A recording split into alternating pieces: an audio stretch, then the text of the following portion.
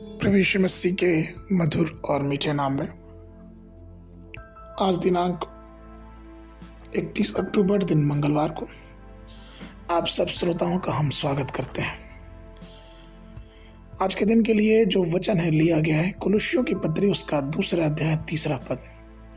मसीह में बुद्धि और ज्ञान के सारे भंडार छिपे हैं। प्रिय प्रभु यीशु उन लोगों को बुद्धि और ज्ञान के अनमोल उपहार प्रदान करते हैं जो उनमें छिपे हैं, जो उसकी दृष्टि में प्रसन्न होते हैं। केवल ईश्वर ही सर्वज्ञ है। वह मनुष्य के विचारों, उसके हृदय के चिंतन और उसके सभी कार्यों को जानता है और कुछ भी उसकी दृष्टि में छुपा नहीं है। प्रेरित पौलुस ने परमेश्वर की बुद्धि और ज्ञान की गहराई और समृद्धि के बारे में आश्चर्य किया और कहा रोमियो उसके 11:33 में कि आहा, परमेश्वर का धन और बुद्धि और ज्ञान क्या ही गंभीर है, उसके विचार कैसे अथाह और उसके मार्ग कैसे अगम्य है। प्रिय, यदि आप परमेश्वर के ज्ञान के प्यासे और भूखे हैं तो वह निश्चित रूप से आपको इसे प्रदान करेगा। मनुष्य का ज्ञान कितना बढ़ गया है। आज हवाई यात्रा, दूसरे ग्रहों तक जाने वाला रॉकेट, चंद्रमा पर मनुष्य उतर रहा है। यह हर प्रकार की संभावनाएं हैं जो हमें आश्चर्यचकित करती है। हमें इस बात से सहमत होना है कि मनुष्य ने ज्ञान अर्जित करने के साथ साथ मनुष्य जाति को विनाश की तरफ भी ले गया है। लेकिन प्रभु अपने लोगों को आध्यात्मिक ज्ञान देते हैं, उन्हें स्वर्गीय ज्ञान प्रदान करते हैं जो संसारिक ज्ञान से कहीं उत्तम है।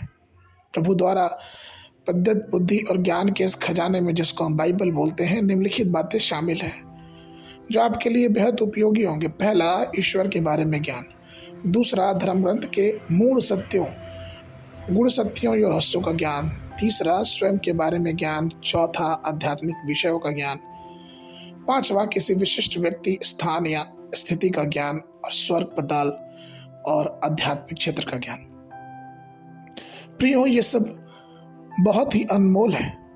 यह परमेश्वर की तरफ से दिए गए हैं। जब हम विभिन्न लोगों से मिलते हैं तो हम विभिन्न प्रकार की बातों को सीखते और समझते हैं। इसलिए हमें ये स्पष्ट करना चाहिए कि हमारे ज्ञान का खजाना कहाँ है। यह परमेश्वर के पास है। प्रियो, यूहन्ना 2:25 में वचन कहता है कि और उसे प्रयोजन न था कि मनुष्य के विषय में कोई गवाही दे, क्योंकि वो आप ही जानता था कि मनुष्य के मन में क्या है। प्रियो, हमें चाहिए कि हम परमेश्वर के वचन को और अपने जीवन में परमेश्वर के वचन को और भी बहुमूल्य से जगह दें, ताकि परमेश्वर की आशीष हमारे जीवन में भरपूरी से उतरने पाए। आज के मनन के लिए दानियल नबी की पुस्तक उसका 2 अध्याय 21 और 22 पद। वह बुद्धिमानों को बुद्धि और समझ वालों को ज्ञान देता है। वह गहरी और गुप्त बातें प्रकट करता है। वह जानता है कि अंधियारे में क्या है और उजियाला उसके साथ रहता है। बाइबल अध्ययन के लिए यिर्मयाह नबी की पुस्तक उसका 22-23 अध्याय, शाम के समय तीतुस की पुस्तक उसका 1 अध्याय। परमेश्वर आप सबको आशीष दे।